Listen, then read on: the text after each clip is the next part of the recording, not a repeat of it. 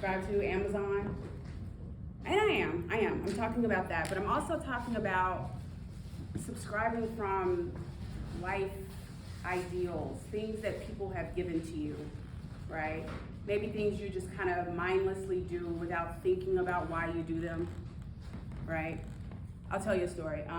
The first time that I ever noticed I was actually doing this thing I'm telling you about, my now 24-year-old was really young at the time, and she was watching me make spaghetti.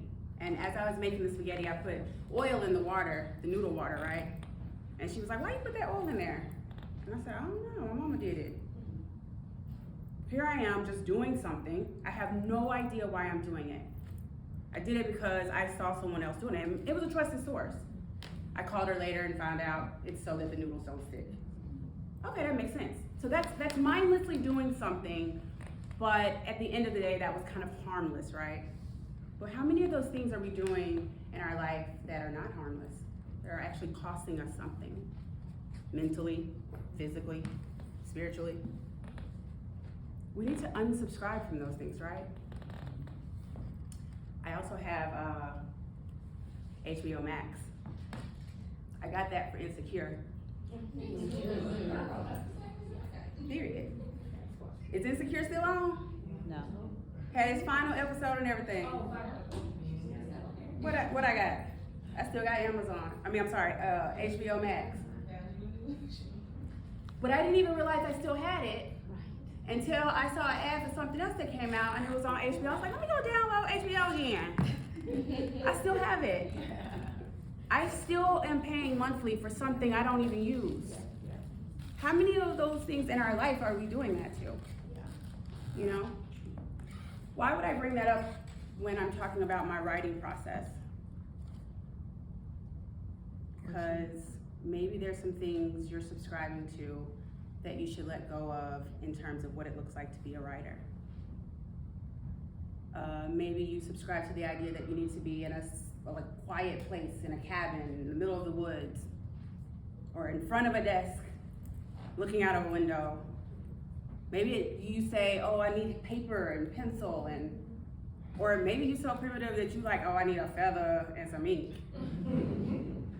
Unsubscribe from all of the ideas that you've thought about in terms of what it would be to be a writer.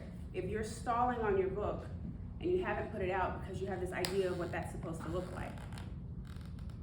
My whole entire book was written on an iPhone in my notes app over many years. I didn't sit down and write it in one setting. It's actually a book of essays, poems, and prose. The essays are pretty long, the poems are short. But these are stories of things that I journeyed through as a parent, being a Black mother in America. Had subscribed to a bunch of ideas that were given to me, probably from religion, my parents, movies, TVs, like the ideas that people just give to you. And it's a story about letting go of that. And that's not to say that what my mom did, who's here, I love her, she's probably one of my favorite people in the entire world. I'm definitely not saying what she did was wrong. Nothing about that. It's just that I have 4 kids, the stories are in there, are all about their journey. And what I started to discover was that they all needed something different. And so I had to become that mom. So I had to liberate myself from these ideas. In terms of what it takes to be a writer, I'll go back to that because that's what we're here for. The stories are just kind of all over the place and they don't necessarily go into a specific theme other than the fact that it's unsubscribing. So I would say that one of the biggest things would be to find whatever that purpose is for you. And I kind of don't like the word purpose because I don't know, it's kind of convoluted at this point. Everybody's like, find your purpose. But maybe a theme, maybe is a better word. Something that keeps it in the same space. What I was finding as I was writing, I actually started off writing like you. I'm more of a journal, I'm an emotional writer. So I would write as things were coming up. And that's why it's all on my phone also. Because in the moment I'm like, oh, I'm so mad. So I would write it and it didn't make me have to stop and get paper to write my story. It made it very convenient and easy for me to do. And then what I did was just put them all into folders. I started noticing the sort of theme that's going on. I have multiple books in there because when I write based on emotion, I end up writing different topics, and I just kind of put them in different spaces. Which also made it really easy because I published through KDP on Amazon. So it's self-published, and so when you self-publish on Amazon, you can just take a Google Doc. So I think the question earlier today was like how to do it. You can literally just upload the Google Doc into the KDP, and it's free. My daughter actually helped me with that because mine, when you see the book, it's got like the layout is all over the place, and it's intentional. I wanted you to see the book and see me. Like, I literally look like this all the time. Like, this is who I am, and I wanted you to be able to see that in my book. So everything about my aesthetic is supposed to, I wanted to reflect me.